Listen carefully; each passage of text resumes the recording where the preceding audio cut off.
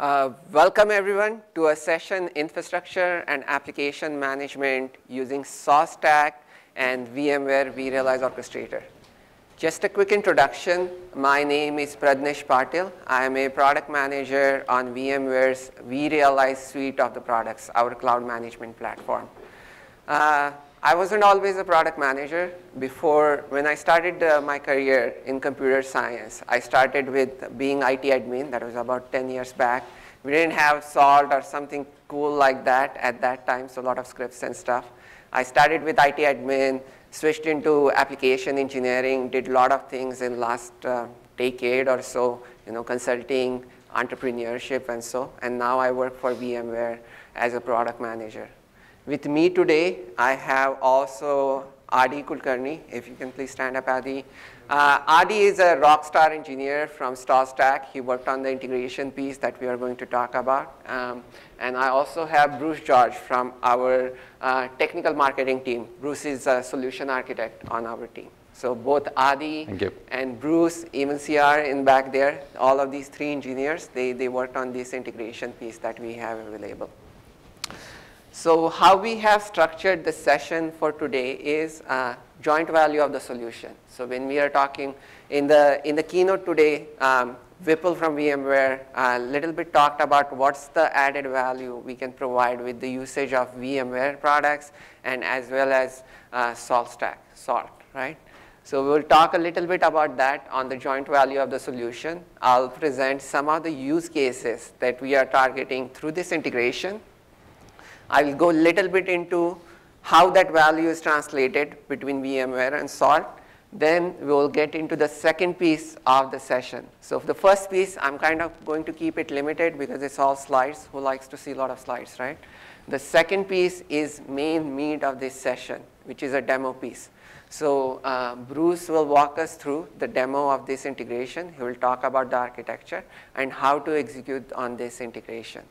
And then the third piece is also the demo of that delivery, and during that piece, I'll also invite Nitin, who was there on stage for the keynote, in just talking a little bit about the session that he also has tomorrow, which is about the driver that you can use for the infrastructure deployment.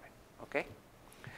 During the session, we are saving some time in the end for questions, so please feel free to ask questions in the end. Most of the questions hopefully will have answers on the slides or in the demo, but please feel free to ask questions in the end. We are being recorded, so as being VMware, we are a publicly traded company, so there might be some boundaries that we might need to manage in sharing the information. But if you are a VMware customer, if you have a super specific question that I cannot answer on the recording, after the session we'll hang around, so please feel free to come back and ask those questions. So starting with the joint value of the solution. So in that, we have this great Salt solution with the Salt modules and states.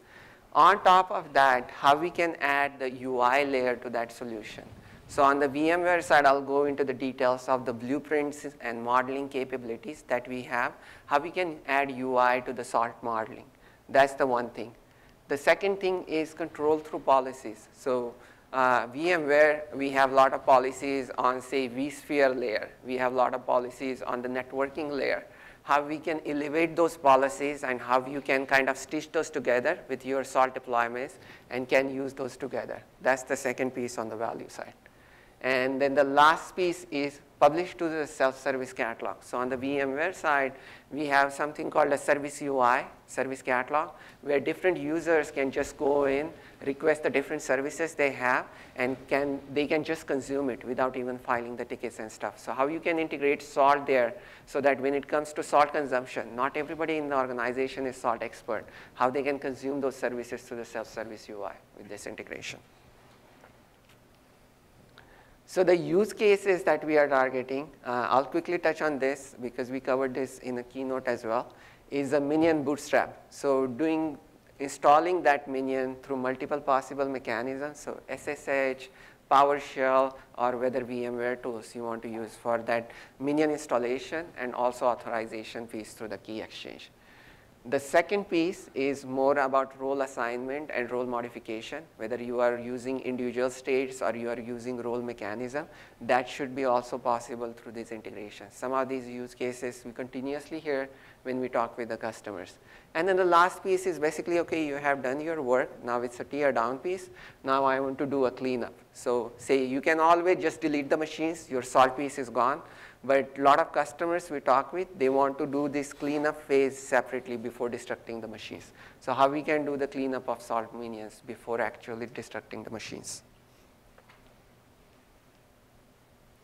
So to build this integration, we have chosen a vRealize orchestrator platform, which is VMware's orchestrator.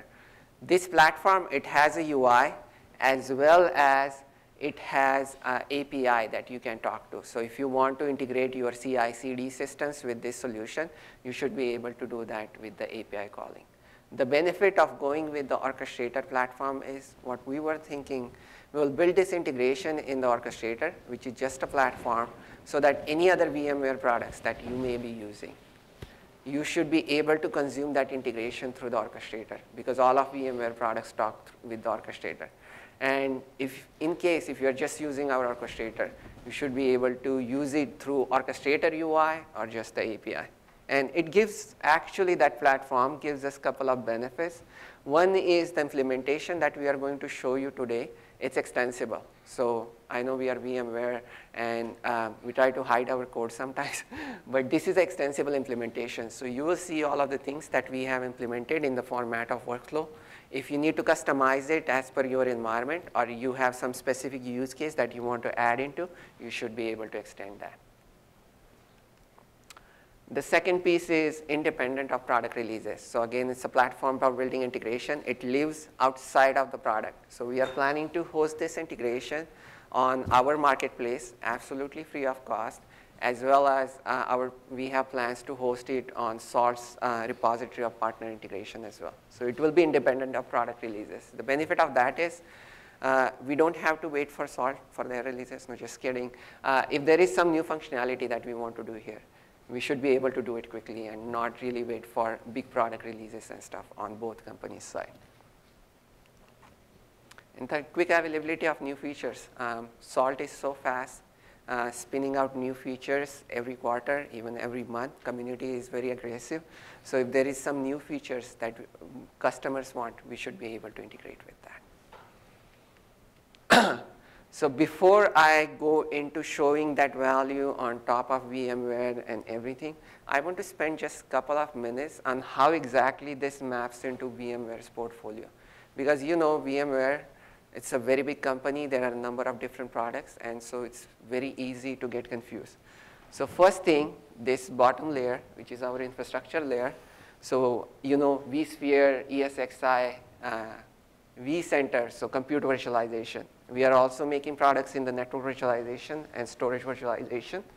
We think of management solutions as catalysts to this infrastructure platform. So on the management side, we have Orchestrator, so vRealize Orchestrator. vRealize is our new brand name. vRealize Orchestrator.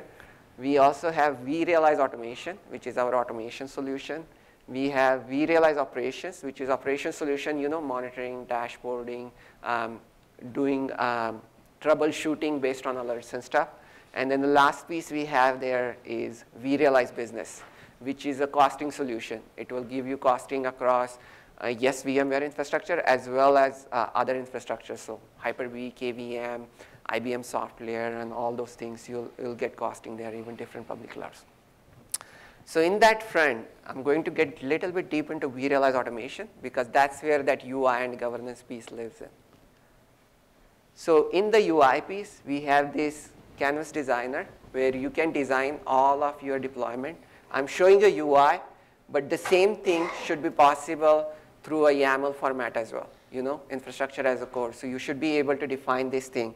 So in context of this integration that we have built, you see this is a pretty complex deployment with 3-tier application. You know, I have virtual machines here, JBoss, MySQL. So the idea here is if you want to use Salt to configure your OS, or if you want to use Salt for deploying or configuring your JBoss, or MySQL, you should be able to just drop your states or roles in this model, in this blueprint mechanism. So with that integration, that's the whole idea behind this. One orchestrator workflow I have here is totally different. It's verify software licenses. I'm not sure how clear the image is to you, but it reads verify software licenses. So you should be able to have your own custom workflows like that as well, take a backup or something like that.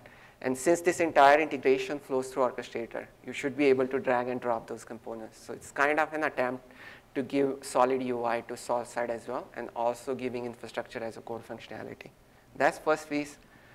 The second piece is the kind of extension of a UI. This is a in-product functionality where we have a self-service UI, service delivery UI, where user logs in, they see different components. So the model I showed you earlier, a user should be able to consume that same model here as well. So they go in, they hit the request button, and they will be presented with forms with the different parameters. So they can specify which salt states they want, what are some other parameters they want for salt. And this is very helpful for, you might have users who are not that salt expert in your organization. So you can expose those salt services to your rest of the organization in this way. The next one is governance piece. I'll quickly explain how it works, and you can apply the same piece on integration as well. We work with AD integrations and stuff, so you have users, you can create groups. To those groups, we have this concept of reservation, with which you can create slices of your infrastructure. So on user side, say, very simple, I have 3 teams, A, B, and C. You create reservations for these teams on your different infrastructure, and then you can map those slices of infrastructure to your different teams. And to all of that, the model I showed you earlier, that nice UI, that's a blueprint, to that you can add the blueprint. So in these blueprints, you have specific salt components, and you can add that governance through policies and reservations on top of that. Even all of the other vSphere and storage policies, we should be able to elevate.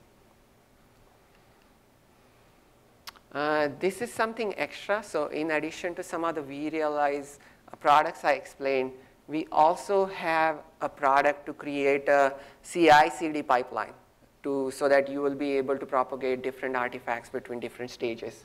So the idea with this is you have pipeline. You should be able to build a pipeline with CodeStream.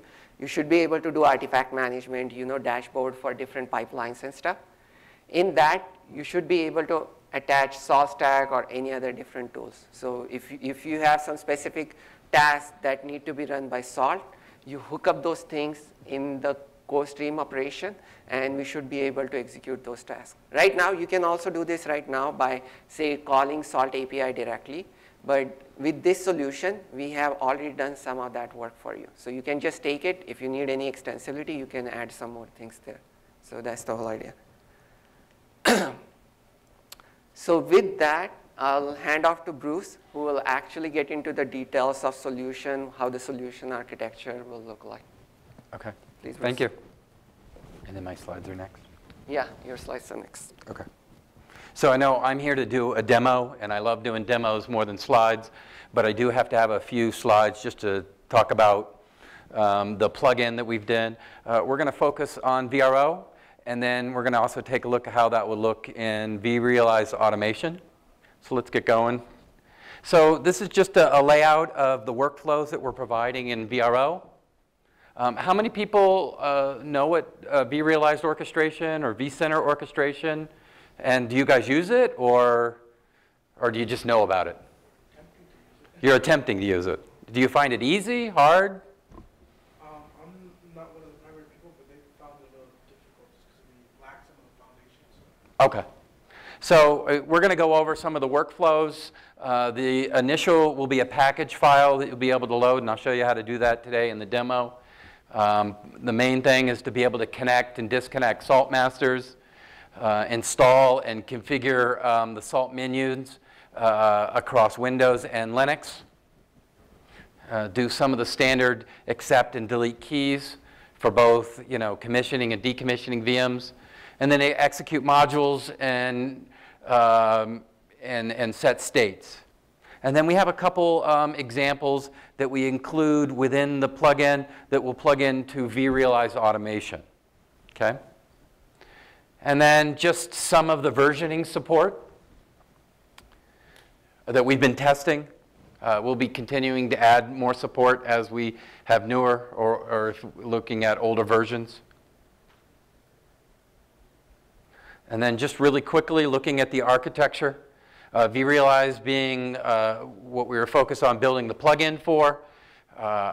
So it uses the REST Salt API, Cherry Pie that we plug into and connect. And then the ability to do either VM tools, SSH, or PowerShell to install the agent. And then the plugin talking directly to the Salt master. Okay? And that's pretty much it for the slides that I have. So let's, while I get set up here to do the demo.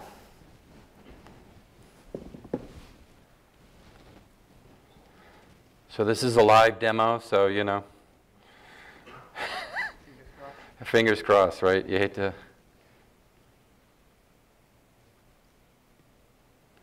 So for those of you who are familiar or not familiar, this is the login screen to vRealize Orchestrator.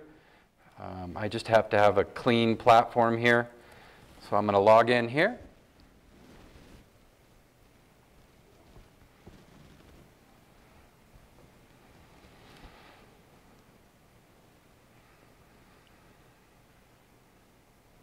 Maybe I should have already logged in. Okay. So this is the main palette when you're logging in to, let me see if I can make it.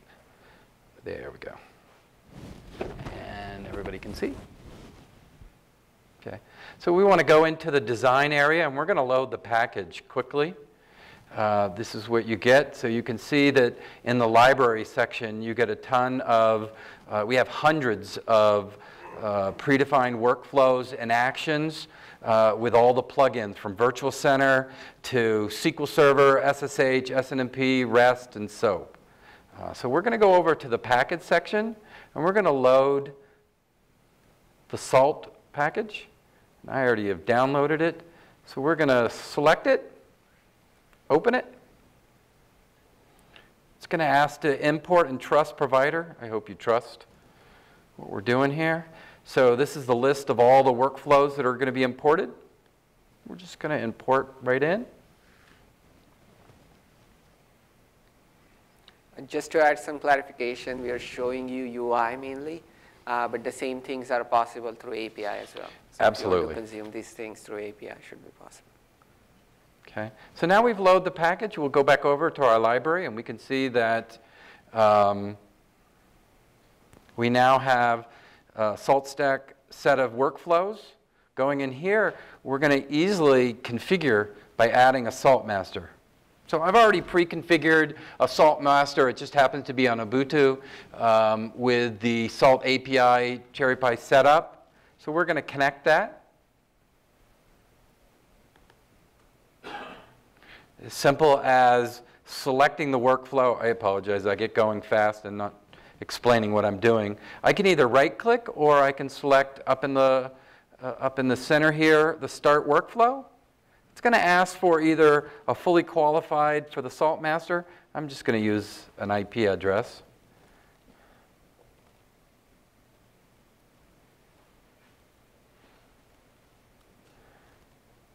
And then I just use the default port.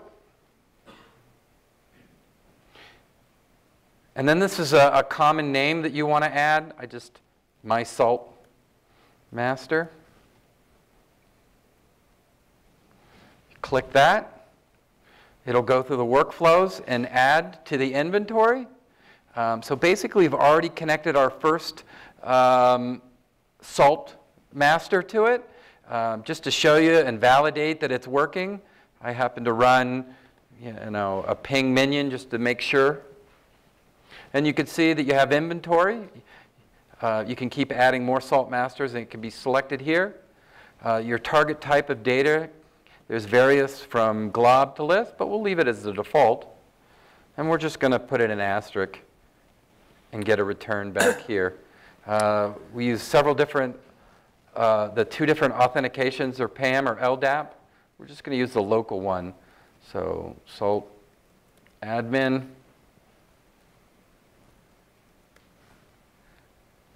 One thing I would like to mention is through these workflows, when you add these salt masters, this product has something what we call inventory. So that salt master information will be stored inside the product. So you just add it once, and then you will be able to refer it in any other integrations that you do.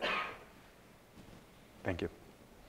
Okay, so we run it, and we can see through that it returned that the salt master, and this is just an example to show that it was easy to add, and we can start now running salt workflows. So we're going to actually move over to a kind of a pre-configured environment that I have. Excuse me? Yes? What exactly are you on? What end goal are you showing in the demo? I'm swimming. Like you just deployed a salt master.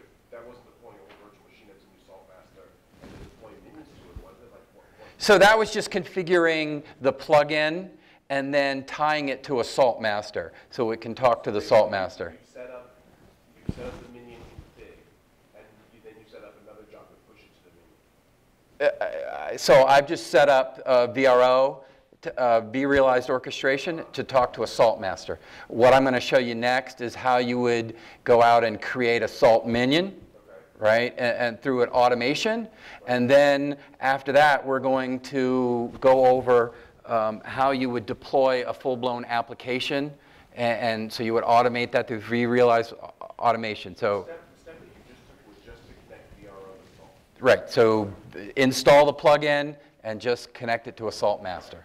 Okay, thank you. It sounds like it's making the VRO into a salt minion. So no, it's It's SSHing out to your salt master. actually it's using the REST API, so the Cherry Pie API, to talk to the salt master.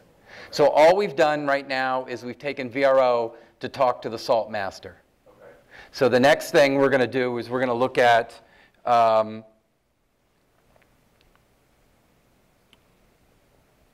so we have an infrastructure of VMs that we have here. Some are already deployed. What we'll do is we'll show how it gets deployed from end to end. So it'll be a VM and then also deploy an application.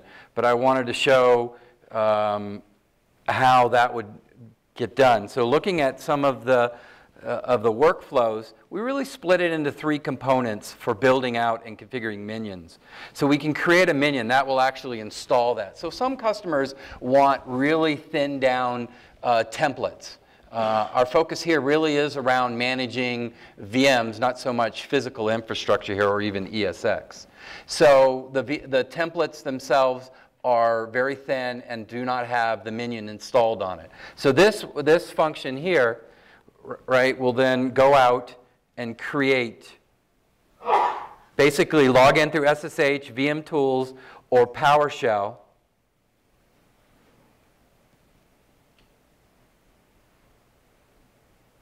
And this one just happens to be using VM tools.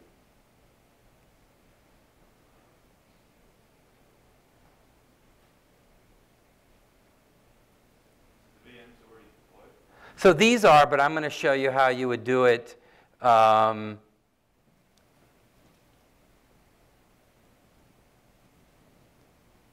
whether you deploy the whole VM. I'm just trying to do it a step at a time.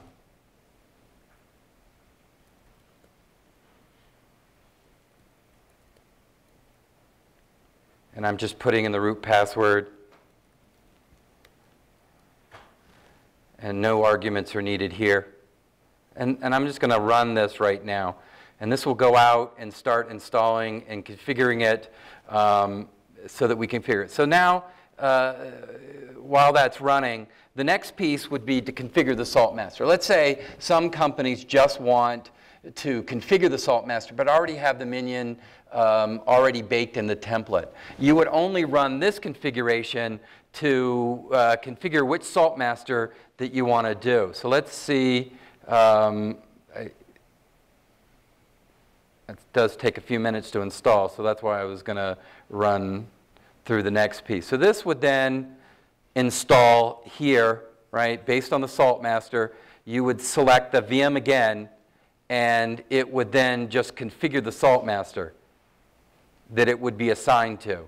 And then after that, what the whole workflow would look through, hold on, I apologize.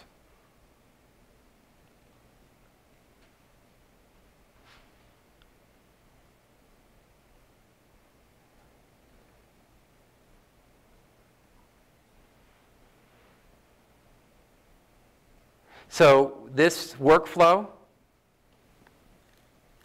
is what creates the Linux minion, configures the Salt Master, and then accepts the keys inside. So it goes out to the Salt Master and will accept all the way through. Does that make sense?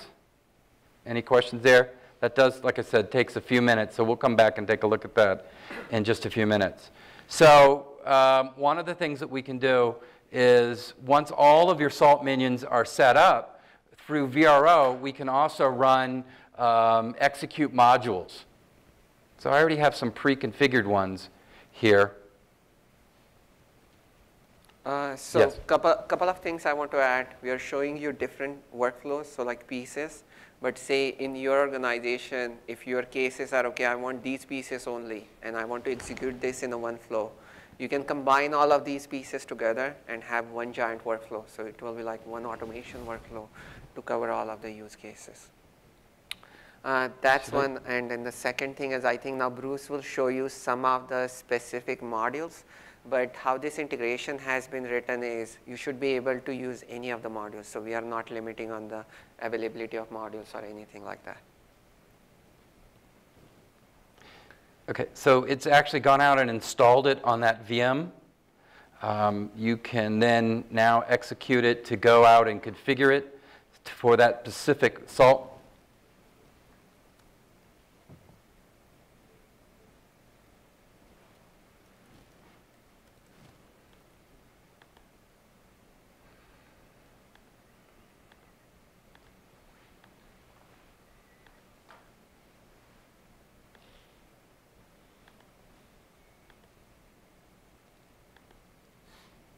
And these are really quick. I was just showing them individual components.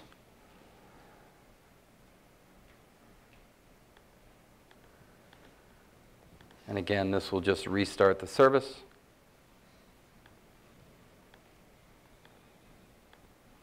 So, Go ahead. I'm not Go ahead. quite following you. So is the objective here to use VRO to deploy a VM that we're turning into a Salt minion, and we're hooking onto the master so it knows how to accept those keys once the VM spins up? Is that Yes, yes. So there are two pieces to that. One is you want to provision VMs through VRA, VRO combo, and then do extra things on Salt. Okay, so then you can combine it. The second thing how you can do it is you want to provide VMs directly through Salt, whatever your use case may be. And I will also have Nitin on the stage in the end. He'll talk about the driver you can use from the Salt side. Just give you a glimpse. He has a separate session on that tomorrow, but just to give you that glimpse. The idea with this is when you try to use VR and VRO, I don't know your specific use cases, but say if you need UI or if you need more governance on the Salt side, which is kind of Salt, those areas are being developed in Salt. So in the meantime, if you need that, you should be able to use this solution. That's the whole idea. So your use cases, and let me reiterate what you're saying, and what I think is a salient point.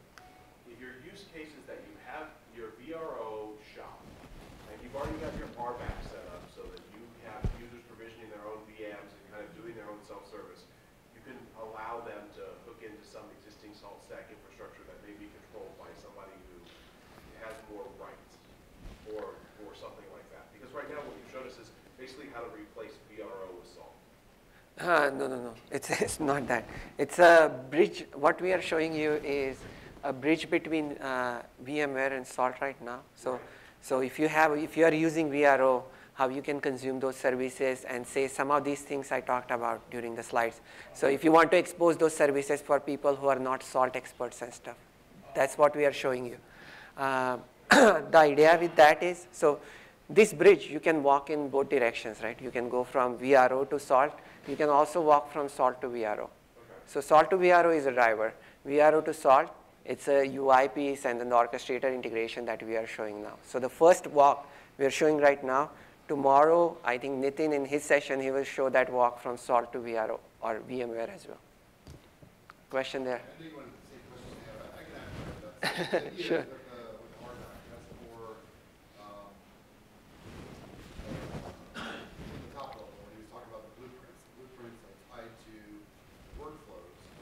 And so with workflows, you've got two choices. It's either you're going to carve out your own process to do all the salt stuff, to get the minions connected to the master, or what they're providing is what he seems like a bridge. This will automatically do it, so when they click the blueprint, it'll pop up the form. They can enter in what the name of the pup master is, and the IP address, and it ties all that stuff together, automatically do that for you. Yes. You've got all your minions connected to the master. Yes, yes. So that's the whole idea. If you want to do it through UI and governance layer, so that's the added value we are trying to provide there. So your RDOC, what workflows they see here, or what blueprints, right? Oh, so yes. So now Bruce is showing you the catalog, how it will look in the UI. But in the background, you have that VRO engine. So first initial workflows, he showed, okay, set up my salt master. Because for that bridge, it's important to know where my salt master is or how you are installing minions. So there are multiple options. That's the initial setup work.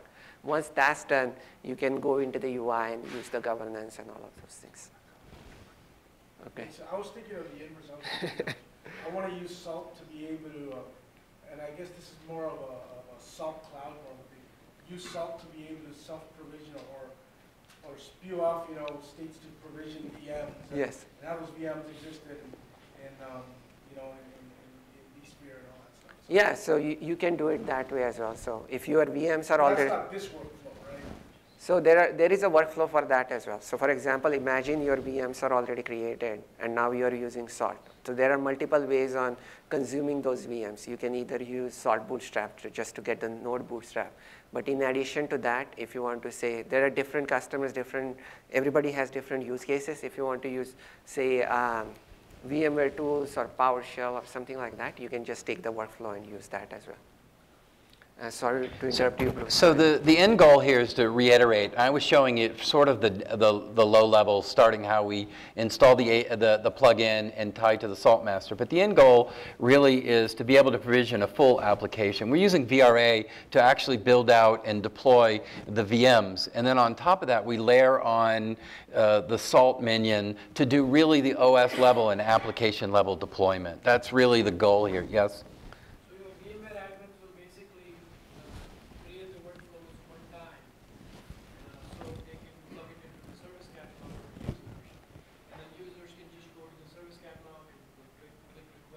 Yeah. Right. Yes, yes. So ultimately I had, and I'll show you the blueprint once I kick it off. So this is using WordPress. It was one of my favorite demo ones. So you would request a WordPress application, and then you get kind of what we've created. Now this is a very simplified view, and then you could either select whether how big you want it, whether more memory, storage, and any additional properties. But down here, this is our integration to Salt to be able to add, and this is using a state job run where, and pillars, right? Because you guys know that WordPress basically installs MySQL, PHP, Apache to build all that out for you. So here, you can also pass parameters through. So, right, so my Salt blog and some administrator, right, Salt admin, and I didn't hide the password, so, and then I can send it to me, my VMware.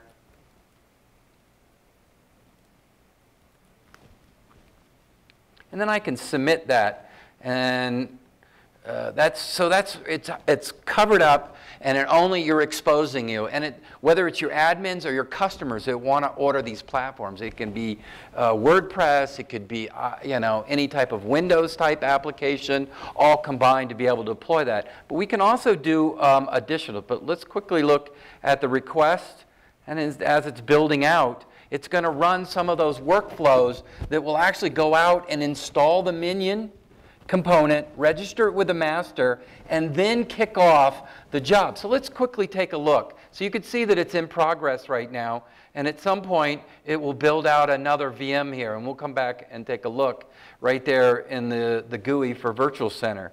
But let's take a look at what built that is under the design. So Pradnesh showed you the blueprint.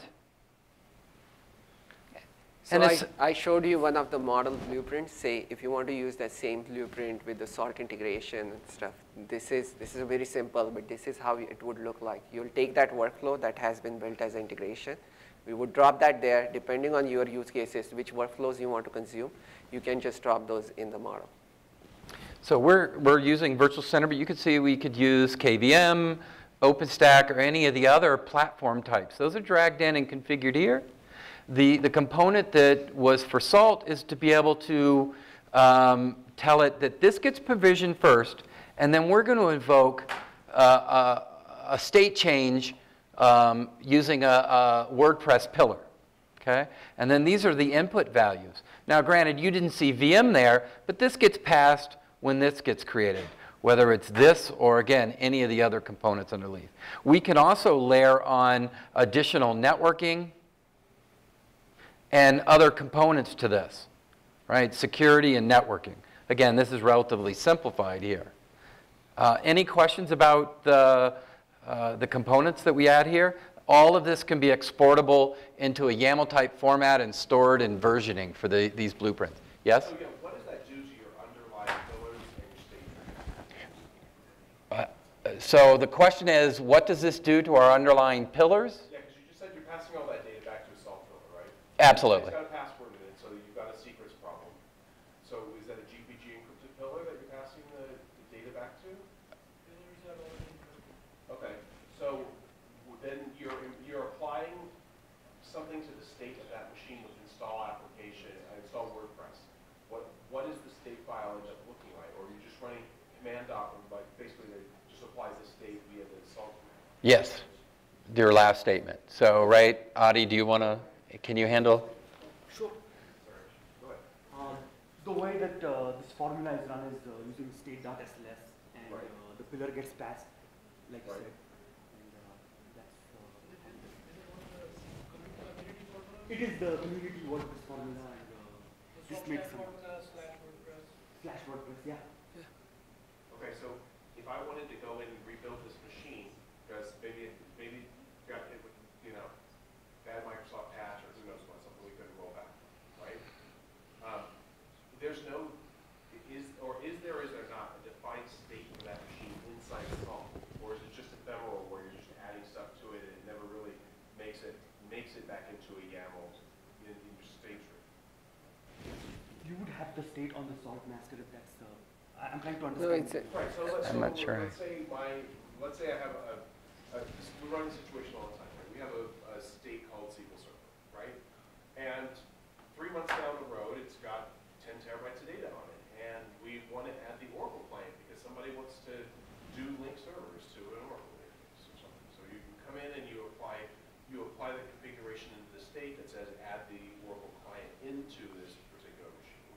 How are you maintaining the state? And then next week they come and say, we want to make it a cluster. We want to build it exactly like the other one. We just want to apply clustering. So you want to take that state and somehow copy it with that role and make it a role and then copy it. So how are you updating the Salt configuration? So maybe I can answer that. So this is state consumption.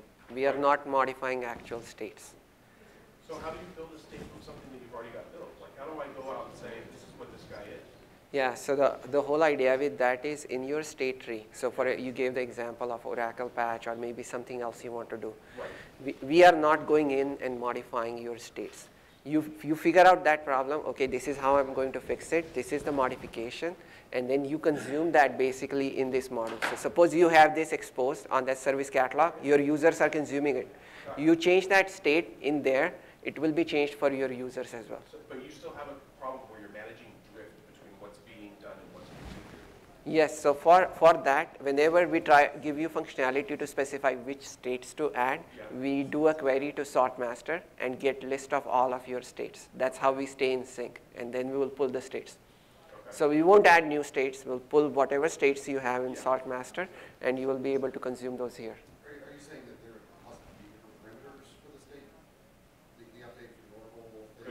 Yeah, So, yeah. so then, yeah, you have to Who go knows back what the and you future have to holds. modify the workflow to take in those new Right, parameters. so you have to make changes in two places to accommodate this to be basically. No, so the Right, but think self-service, so that's the point. It's the dynamic parameters that maybe if it's a development environment, you've got, 10 teams. They're all gonna have their own, users, Sure, I mean, you passwords. can come back to solving for your 80% use case, right? I mean, that's what you, Yeah, so even in this, in addition to salt consumption, we also expose those parameters. So in addition, if you make some changes in your states and if your parameters have changed, those will be also exposed at that layer. So I think the text box that we entered information as, those were passed as pillars, right? Yeah, yeah, So you could specify like a PHP version text box? yes, If a team wanted a different version of PHP? yes, yes. They could select one and then the state should consume that value. Yes, so imagine you have 10 parameters for your state. Only for 5, maybe you want to get inputs on the request form. I'm just making this up. So we consume those parameters as a kind of a custom properties internal construct. I won't go in there. But what you can do is for those parameters, you can define which parameters you want to expose on the request form versus which parameters you want to kind of keep hidden. right, like the IP address, maybe you have some workflow that queries the info box with the next IP. Yeah, something like that if you're using So they IPAM and wanna stuff. hide that, or the server name, next sequential in the order, or name it after Yes. IP or whatever. Yes, yes, absolutely. Correct. All right, so So just to kind of finish up, so we were able to order an application. It does take a little bit of time. Oop, and it looks like it's complete. So it actually, when it hooked, it actually ran this workflow. It set up a new application. So let's take a look. One thing that I did, I left off. So we were able to run the job that installed WordPress. But if we went, and let's take a quick look here. Bruce, Yeah, just, are we just time? one thing. Are we out of time? We are almost at the time, so. Okay. I guess I just wanted to show one additional piece is that we can take this and add all kinds of other interesting pieces to this.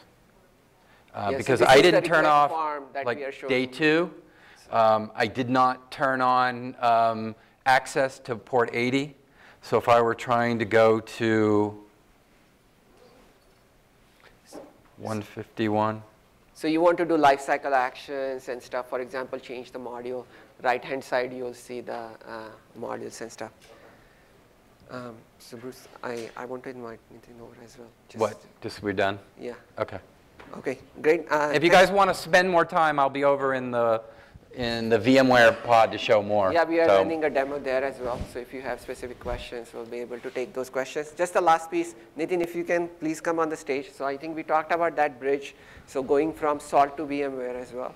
So Nitin is doing a session tomorrow on that VMware driver. So Nitin, if you can please just talk about that couple of minutes and we can conclude. Yeah, so tomorrow I have a session at 2:30 p.m., 2:30 to 3:15 probably. in Venice. It's going to be using Salt Cloud from the command line to deploy VMs and VMware infrastructure, and also do some of the common tasks like taking snapshots or listing all VMs, upgrading VMware tools, managing your ESX host, and some basic functionality.